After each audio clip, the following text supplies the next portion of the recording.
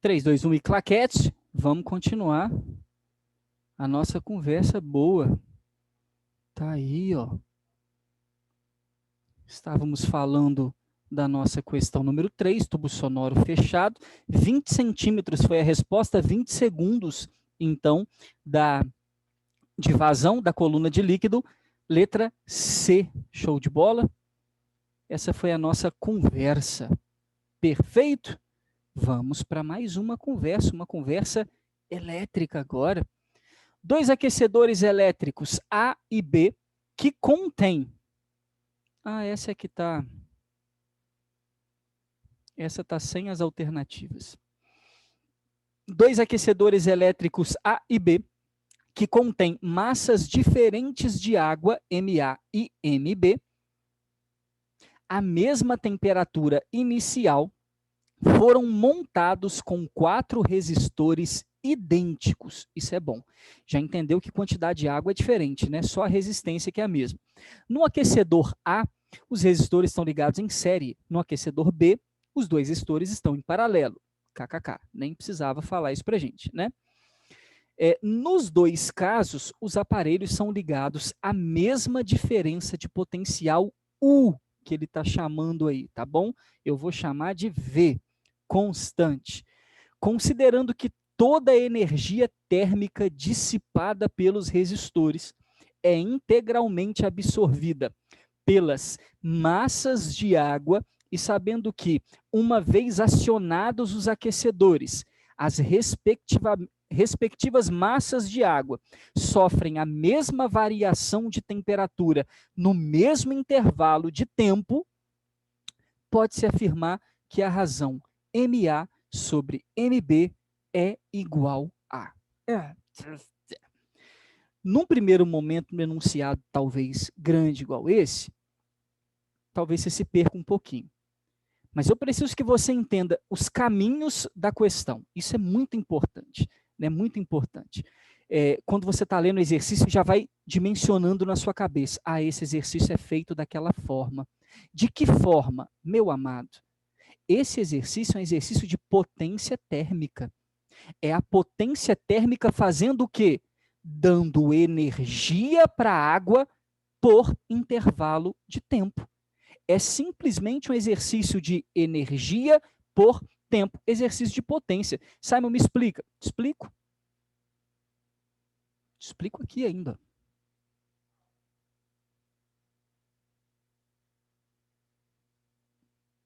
Lá. Te explico aqui. Querido, o que está acontecendo? Eu tenho, não importa qual forma, se é uma fonte térmica a carvão, se é fogueira, se é um resistor, um aquecedor, não importa. O que eu tenho é uma fonte térmica, ou seja, uma máquina térmica, e toda máquina tem potência. Está aí, ó, dando o quê? Energia para o corpo num determinado tempo. Mas, Simon, por que você está chamando a energia de quê? Porque, neste caso, a energia é o calor. Perfeito. É o calor liberado dos nossos aquecedores aquecendo a água. E se você abrir um pouco mais, você pode me interromper a hora que você quiser, viu? Precisar falar aí só... Professor, eu paro aqui para você perguntar, perfeito? Fica combinado dessa forma. Lindão, se você viajar comigo então, eu sei que esta água vai receber calor e variar a temperatura. Então, o calor recebido por ela, eu já sei, se não houve nenhuma mudança de fase, isso não foi colocado no enunciado, então a gente vai assumir que não tem, é apenas um calor para variar a temperatura. E por isso, eu vou chamar esse calor de calor sensível. Qual é a fórmula do calor sensível? Que macete. Muito bem. Então, abrindo a equação, nós temos que macete num determinado tempo. É sobre isso que se trata a questão. Só que, meu querido, eu tenho isso para a massa de água A, né, no recipiente A, e eu tenho isso para a massa de água no recipiente B. Mas, Simon, para fazer a razão, eu não preciso juntar isso? Ah, tá muito fácil de juntar. Como? Igualando algumas coisas que são constantes. O que no enunciado ele fala que foi igual? O tempo é o mesmo. A variação de temperatura é a mesma para a água, está falando a mesma variação de temperatura no mesmo intervalo de tempo. O calor específico é tudo água, tanto no recipiente A quanto no recipiente B, é o mesmo Czinho. Então, a única coisa que muda nesse exercício é o quê? A massa e a potência. Porque nesse caso a potência é elétrica. Alguém pode me lembrar a fórmula de potência elétrica que se aplica nesse caso? Porque são 3 equações, mas qual é que mais se aplica nesse caso?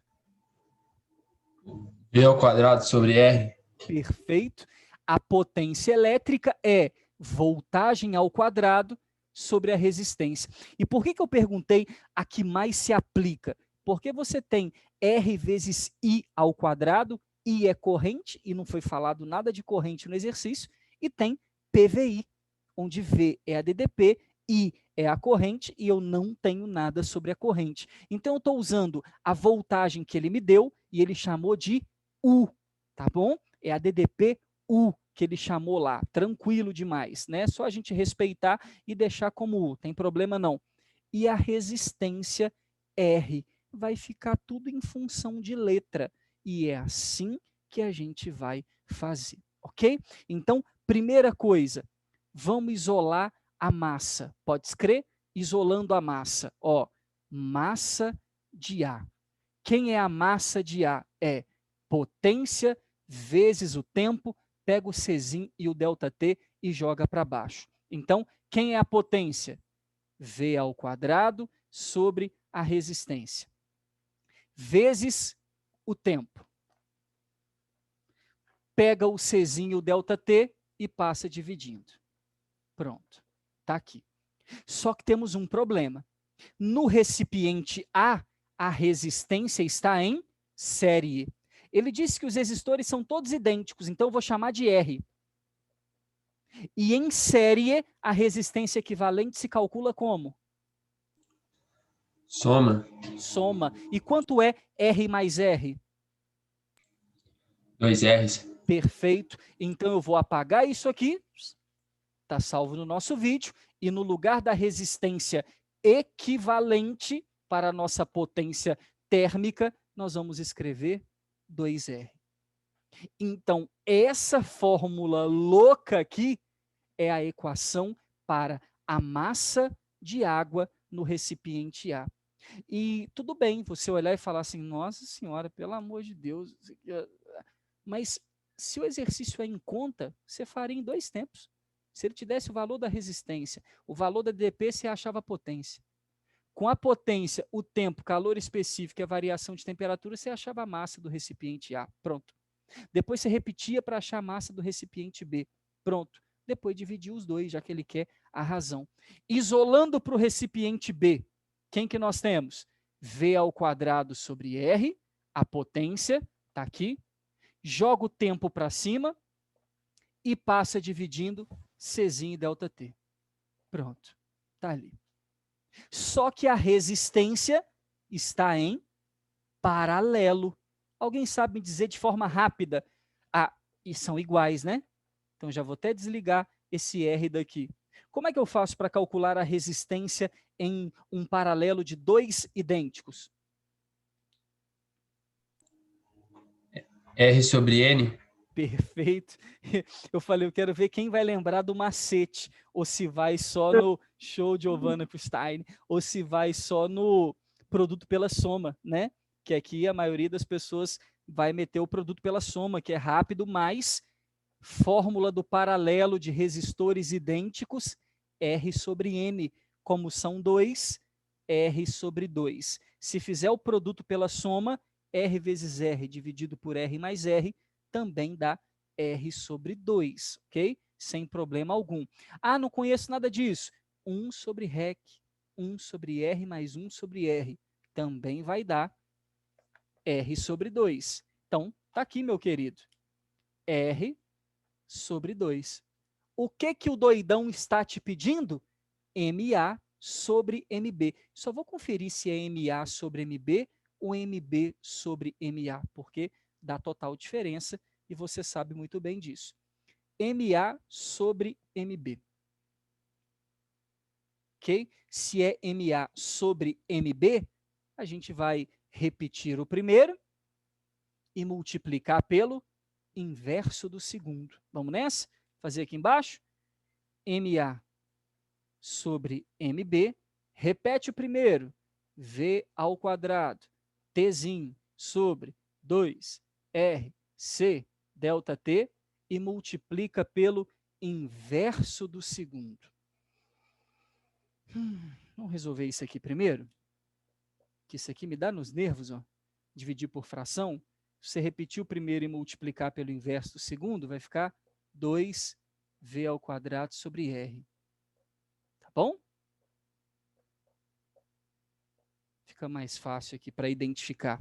Então, pronto. Repete o MA e multiplica pelo inverso de MB, que seria RC delta T sobre 2Tzinho.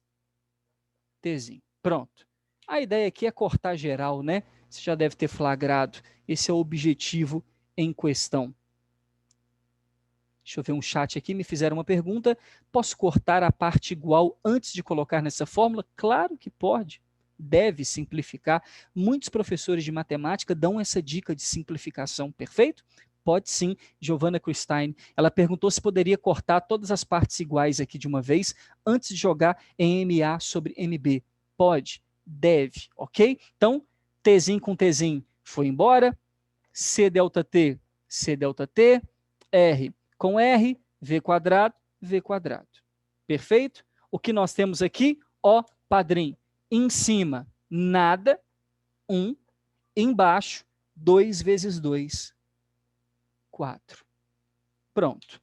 Então já deu para perceber que a razão MA sobre MB é 1/4, ou seja, a massa em B é 4 vezes maior que a massa em A para que esse experimento funcione. E o que é o experimento funcionar? Repare, usar resistências ligadas de forma diferente para causar a mesma variação de temperatura no mesmo tempo. É óbvio que se você está dando caloria diferente, a massa também tem que ser diferente para que haja o mesmo aquecimento. Então, está muito claro essa situação para a gente. Perfeito? Então, a massa de B tem que ser maior, já que ela já está recebendo uma quantidade maior de caloria. Show? Então, tá aí. 1/4 MA sobre MB. Printou? E Simon, Fala para mim. tipo, igual no exercício não falou muita essas informações, né? Variação de temperatura, falou que é igual, né? Mas não deu a pensar nessa equação do que macete aí, calor sensível e tal. E como Isso. eu já sei que a água, né, é o mesmo material, a mesma temperatura, o mesmo tempo, mesmo tudo, eu podia já fazer direto com essa relação só dos resistores? Você acha que ia ter muita chance de errar? Não, não teria. A segunda parte de raciocínio dessa questão é trabalhar com a questão da potência. Essa é a grande sacada, porque se você já percebeu que o calor específico, a variação de temperatura e o tempo é o mesmo, já deu para sacar que a potência tem que ser proporcional à massa. Então você poderia brincar só com a potência aqui. Sabendo que V ao quadrado é igual para os dois, então a única relação diferente era imaginar que a potência no recipiente A, vamos fazer aqui no meizinho aqui para você. A potência lá no recipiente A, V ao quadrado sobre 2R. E a potência lá no recipiente B é V ao quadrado sobre R sobre 2. Ou seja, 2V ao quadrado sobre R. Você consegue visualizar que a potência aqui em B é maior do que a potência em A?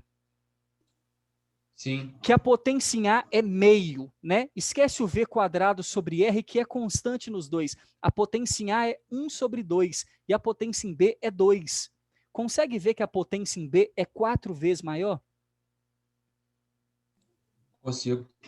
Então, ou seja, para o Enem, né, para quem está buscando uma resolução mais rápida de questão, chegar nesse raciocínio lógico, né, nem precisava trabalhar com conta. Conta aqui. Aqui seria importante lembrar, sim, e é uma equação que eu peço muito a você, não vá para a prova sem saber, claro, né?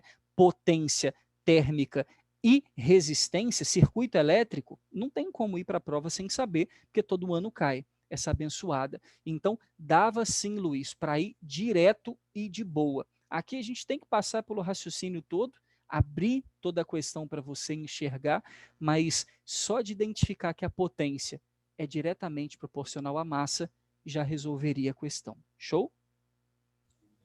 Show, valeu. Show demais.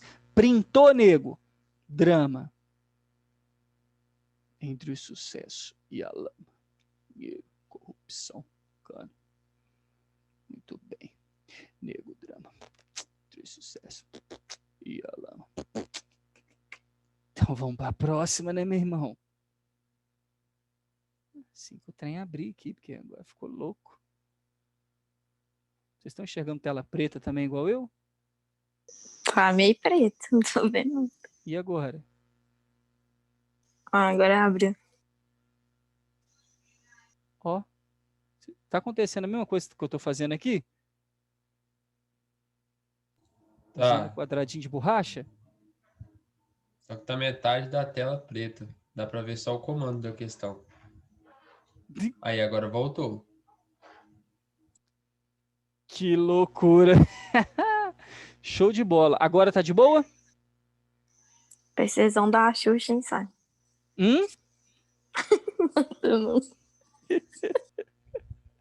Pode apagar aqui?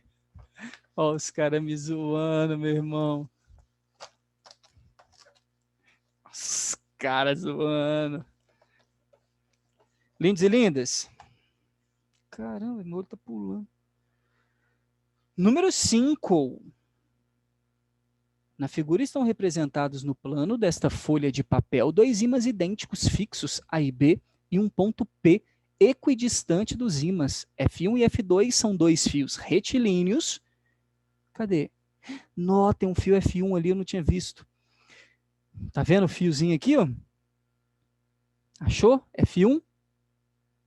O fio tá perpendicular ao plano aí. Caraca. F1 é perpendicular ao plano que contém os ímãs e F2 está contido nesse plano, conforme dá para enxergar muito bem aí. Inicialmente não há corrente elétrica circulando pelos fios.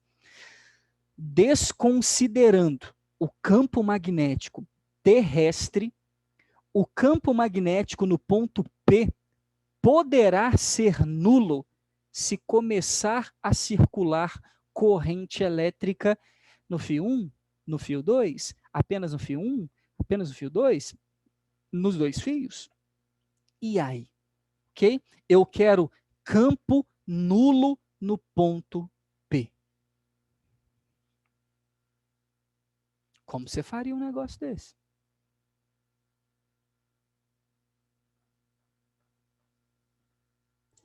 Aí, no caso, vai ter que considerar o campo da corrente mais o campo do ímã, né? Exatamente. Para anular, né? A não ser que o campo do próprio ímã já se anulasse, que também é uma escolha. Você pode vir aqui e fazer a resultante vetorial dos dois aí e não dá nada, né? Tipo, já ser nulo. Aí não precisava de fio nenhum. Só que provavelmente não deve ser o que vai acontecer. Vou mostrar aqui para você. A situation. Tá aí, nego drama. Coloquei para você o ímã, né? Não desenhei ele todo não, mas está aqui o ímã com o polo sul voltado para o ponto P e o polo norte voltado para o ponto P. Fica clássico aí a lembrança para vocês que o que importa justamente são esses dois polos, né? Por quê? Porque a gente sabe que o campo magnético é um vetor e este vetor sai de norte e entra em sul.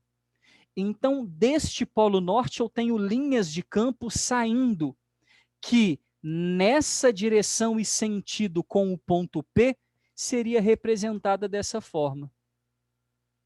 Saindo de norte. Tudo bem para você? Este é o vetor campo magnético proveniente deste polo desse ímã que está aqui embaixo. Perfeito? Voltado para ele. Na mesma linha, sai. Já o campo sul, na mesma linha, entra, porque a linha entra em sul. Então, campo gerado pelo ímã de baixo, campo gerado pelo ímã de cima. Você que é bom de vetor, sabendo que esses dois vetores aqui são iguais, porque estão equidistantes e os dois ímãs são idênticos. É o que estão falando aí no enunciado. Aonde está a resultante desses dois vetores aqui? A resultante vetorial. Nula? Não pode ser nula, né? Ah, não, é para cima. Perfeito. Né? Eu tenho vetor para um lado e vetor para o outro, fecha o paralelogramo, aonde está a nossa região vetorial aqui? Está aqui, ó. Esse é o vetor resultante. Ô, Sam, Oi? só que esse vetor aí que está saindo de norte, ele já não sai do polo magnético voltando para o outro polo, não? Com certeza, mas essas linhas têm extensões infinitas, né? Quando você pega esse ímã aqui, ó, e desenha norte e sul, do polo norte sai e uma hora entra, perfeito? A gente aqui didaticamente faz esse desenho para você, perfeito? Mas e a linha que sai daqui, vai lá no infinito e retorna do infinito para o sul? Compreende? Entenda que em torno deste ímã eu tenho infinitos pontos de um campo magnético. Uniforme ou não uniforme? Não uniforme. Não uniforme, perfeito. Então, por convenção, Luiz, qualquer ponto desse daqui, na mesma linha desse plano para o polo norte, tem um vetor saindo. Perfeito? Porque ele vai naquele ponto e volta e retorna. Aí você fala assim, ah, mas se ele for lá naquele ponto, ele já não está retornando? Aí ele está retornando, só que o vetor naquele ponto é tangente, lembra? Tangente à trajetória, sempre tangente. Então, na mesma linha do polo, ou ele vai estar sempre saindo, ou sempre entrando. Ficou claro? Ficou, obrigado. De nada. E aí, meus queridos, está aqui.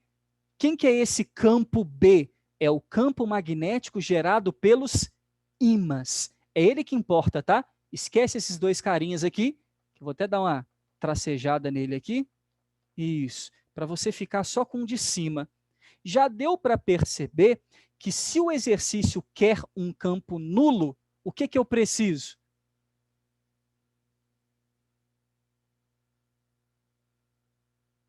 De um outro campo, de mesmo valor, mesma direção e sentido oposto. Eu preciso de um campo aqui, externo, ou gerado pelo fio, né? Pelos fios, eu preciso de um campo que aponta para baixo. Aí eu te pergunto, quais opções que eu tenho? Um fio aqui, chamado de fio 1, e um fio aqui, chamado de fio 2. Eu queria que você me respondesse assim, muito rápido mesmo. Qual desses dois fios aqui não causa um campo no plano? Qual desses dois fios não pode causar esse campo aqui? Você está entendendo que esse campo está no plano do quadro, né? Está aqui, está contido no plano. Quais desses dois fios não pode, nesse ponto aqui, causar um campo no plano? F2? Por quê? Porque ele é em volta do fio, aí tem um saindo e outro entrando no plano. É isso aqui, não seria? Isso. É um campo em torno. Então, o que o Luiz está lembrando para a gente é que se a corrente estiver subindo ou se a corrente estiver descendo, o campo magnético gerado pelo fio 2 faz isso aqui, ó. Ou seja, aqui nesse ponto P, que é o ponto que eu estou analisando, ao lado do fio F2, eu teria um campo ou saindo, indo para lá, ou vindo de lá e entrando o campo gerado por um fio 2. Aí eu vou até botar o pincel para você entender. Um campo nesse ponto que sai para você ou entra, não pode anular esse campo aqui. Esse campo aponta para cima. Então, eu não consigo anular nada aqui, já que este fio 2 gera um campo que é perpendicular ao ponto, ou entrando ou saindo. Então, ele está fora. E aí, você que consegue visualizar essa parte, já ia para o enunciado e ia destruir um monte de afirmação, porque você já sabe que o único capaz de resolver é o F1. E por quê? Porque se o fio está aqui, o campo vai estar em volta. Eu vou até desenhar ele aqui em azul para você. Ó.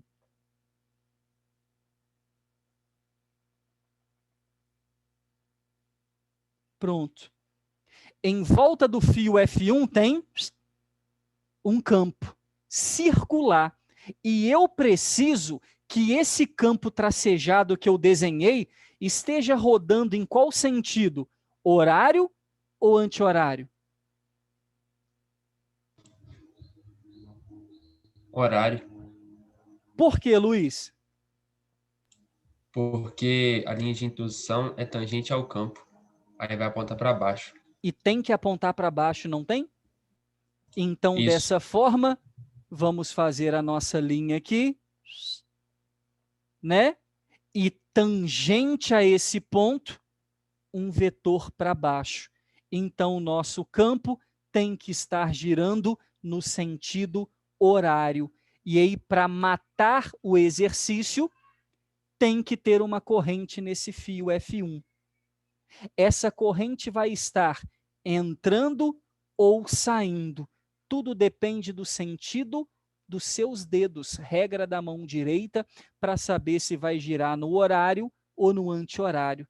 Mas está muito claro de perceber que se o seu polegar ficar para fora, os seus dedos giram lá para cima, no sentido anti-horário.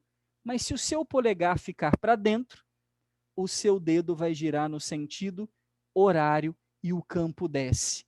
Então, pela regra da mão direita, polegar corrente, dedos campo magnético, a corrente no fio F1 tem que estar entrando. Somente entrando, olha lá, corrente no fio F1, somente entrando para que os meus dedos desçam, girem no sentido horário e tudo funcione, ok? É nessa situação que vai acontecer o nosso exercício. Então, a única forma de equilibrar o vetor campo magnético gerado pelos ímãs resultante para cima é que o campo gerado pelo fio F1 tem uma resultante para baixo. Para isso, só pode o fio F1, fio F2 não faz conta nenhuma para a gente, e a corrente tem que estar entrando. E a gente vai lá ver qual é das afirmações. Questão mais difícil essa. Mais dificinho. No fio F1, com sentido para dentro do plano dessa folha de papel, e no fio F2, não pode. Apenas no fio F1, com sentido para fora do plano do papel, não. Apenas no fio F1, com sentido para dentro do plano do papel. Ou seja, letra E, ok? Apenas no fio F1 e a corrente tem que entrar. Essa é a situação em questão. Rapaz, boa questãozinha, boa. Esperar virar. E aí temos, acho que a nossa última questão. Questão número 6, um circuito elétrico é composto por uma bateria ideal, uma tensão de 15 volts, resistores com resistências iguais a 3 ohms, fios condutores ideais e 2 chaves que permitem abrir ou fechar o circuito ou parte dele. Perfeito. Além disso, conta com um amperímetro ideal na situação apresentada na figura abaixo. Nossa senhora, passei direto, né, pelo ponto. Na situação apresentada na figura abaixo, qual das opções fornece, respectivamente, a resistência elétrica equivalente do circuito e a intensidade da corrente indicada pelo amperímetro? Na situação apresentada na figura abaixo, ou seja, com aquela chave lá em cima aberta, ele quer saber a resistência equivalente e a intensidade indicada no amperímetro. Primeira coisa que eu preciso que você entenda. Vamos abrir aqui. Primeira coisa que eu preciso que você entenda. Se a chave lá em cima está aberta, né, o meu circuito está desligado, né, curto-circuito, eu tenho apenas 2 resistores funcionando. Perfeito? Então, nós temos um paralelo entre 2.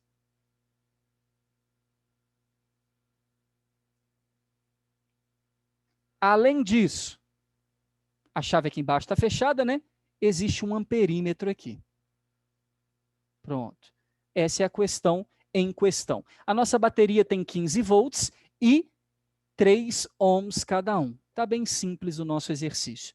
Uma das coisas que eu preciso muito que você entenda é que toda vez que a gente trabalha com uma associação de resistores em paralelo, como essa daqui, eu preciso entender que o meu amperímetro ele pode estar dentro dos fios ideais, individuais, ou no fio ideal total do nosso circuito. O que é um fio individual e o que é um fio total?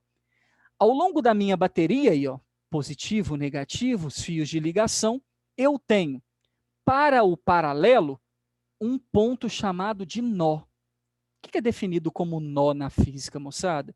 É a interseção de 3 ou mais fios, né? 3 ou mais caminhos. Se você analisar aqui, eu tenho um caminho que chega, um para cima e um para baixo. Então, tem 3 saídas aqui, 3 saídas ali, por isso configura o que nós chamamos de nó, perfeito? Então, nós temos nozinho e nozinho.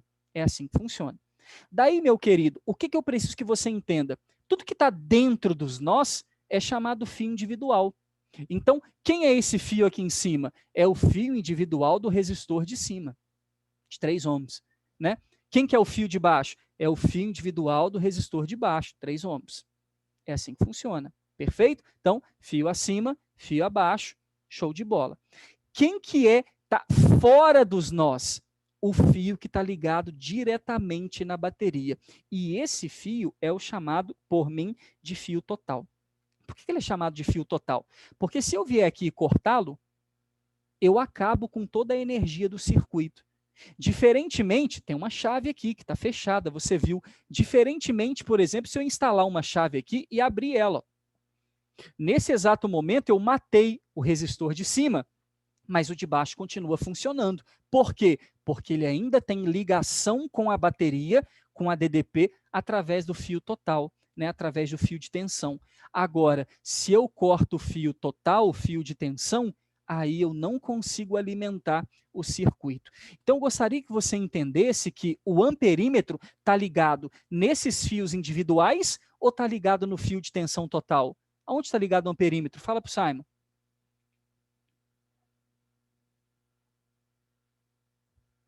No fio de tensão total? Perfeito. E por que eu preciso saber disso? Ah, porque nesse circuito vai circular uma corrente total. E é ela que vai passar aqui. Uma vez que toda vez que uma corrente apanha um nó, lei de Kirchhoff, ela se divide em uma corrente para cima e uma corrente para baixo.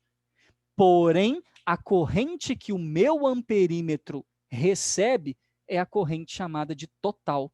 E se é a corrente total, eu posso trabalhar com a equação de resistência de forma direta, que é o você ri, ou quem vê ri, né? Ou do Rui, para alguns alunos aí, não sei como que você aprendeu. Aí, primeira lei de Ohm, V igual a R vezes I. Aonde V é a tensão total, R é a resistência total e I é a corrente total, porque nesse exercício eu posso utilizar dessa forma. Pergunta cretina antes, né? Qual é a resistência equivalente desse paralelo idêntico entre 3 e 3?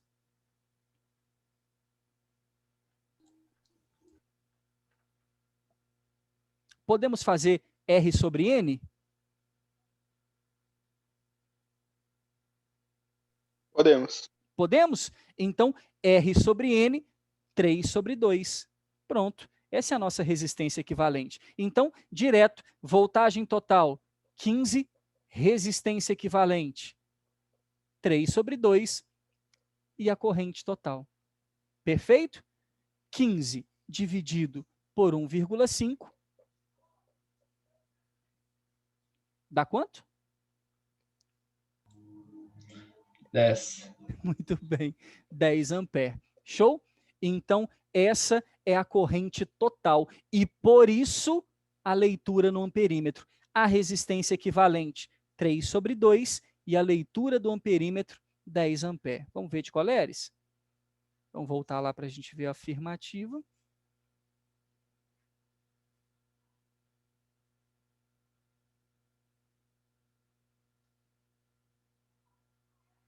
Que está em preto de novo. Está em preto aí?